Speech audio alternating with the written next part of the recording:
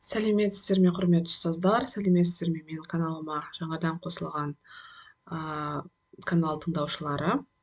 Бүгін біз чат GPT туралы айтамыз. Өте қазіргі таңда нейрожелілер өте актуалды тақырыптардың бірі және бірегей деп айтуға болады. Өте көп түрлі нейрожелілер бар. Олардың барлығы да адамның өмірін жеңілдетуге арналған. Басты мақсаты сол себептен де бұл чат GPT арқылы біз кез келген сұраныс жазып, запрос жазып, өзімізге қажетті жүйелі жауаптарды ала алады екенбіз. Чат GPT мен жұмыс жасау үшін Google-ға чат GPT деп жазамыз. Мінекей чат GPT, чат OpenAI деген сілтеме арқылы кіріп, біз осы чатқа доступ аламыз. Әрине, міндетті түрде ең алдымен бізге не істеу қажет? Тіркеліп алу қажет. Бір рет тіркелеміз, одан кейін өзі есте сақтап қалу батырмасын бассаңыздар, сіздер келесі жолы кірген кезде уже өздеріңіздің сол тіркелген жаңағы данныйларыңыз арқылы кіресіздер.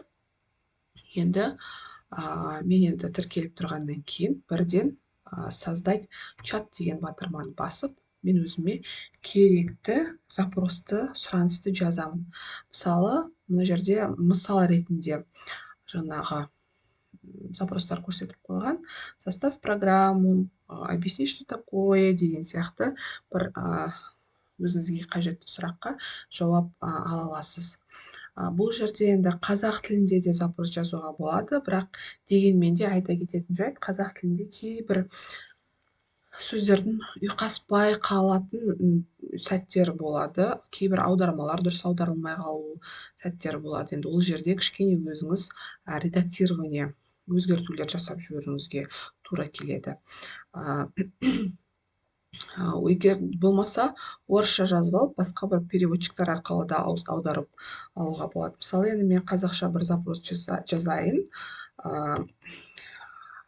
Қанеке, мысалы, алдымен орысша жазып, одан кейін соны қазақ тіліне аударып бер деп сұрап көрейін. Создай план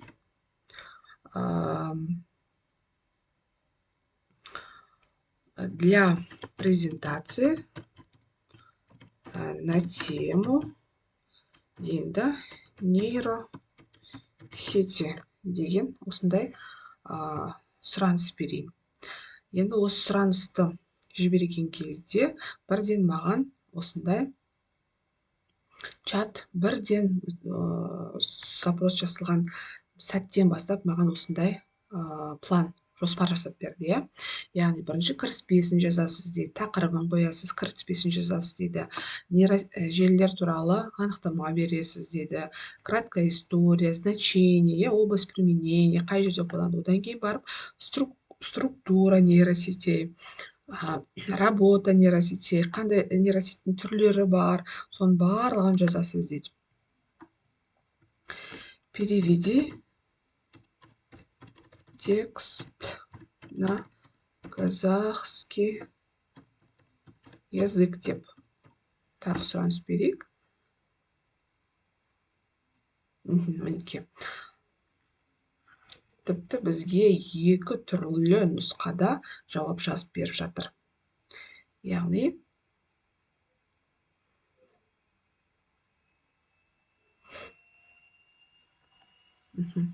мінекей, бізге екі нұсқа бірден жауап берді. Яғни кіріспеден нейросеттерді анықтау, нейросеттерді деп бұл жерде ұсынған, екінші нұсқасында нейрондық желілерді анықтау деп толық жазыпты. Көп жағдайда бұл жерде нейросет деп жазылған, бұл жерде нейрожелілер деп жазылған екен.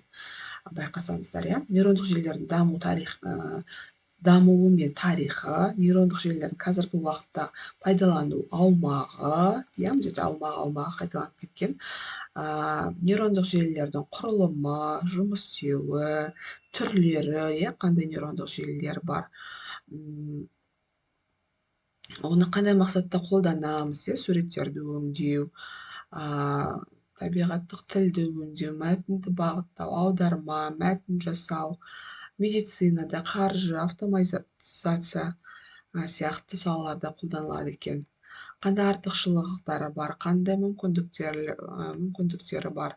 Дәлелділік, автоматизация дейді. Яғни осындай бізге нұсқа жасап берді. Менің ойымша өте бір жүйелі жауап. Екінші нұсқасы маған жақынырақ деп ойлаймын. Және де бұл жерде кішкене сөздерді кішкене реттеп жіберіп, ары қарай осы жоспар бойынша біз нейрожелілер туралы жаңағы презентациямызды жасай берсек болады. Иә, сол сияқты өзімізге қажетті барлық запростарды жазып, біз осындай жауаптарды, түрлі сұрағымызға қажетті жауаптарды ала алады екенбіз. Менің ойымша өте керемет. Қолданыңыздар, барлық сұрақтарыңызға жауап аласыздар деп ойлаймын. Енді қазақ тілді аудару барысында кішкене жаңағындай кемшіліктер болып жатады, бірақ дегенмен де пайдалануға болады деп ойлаймын. Кәделеріңізге жарасын.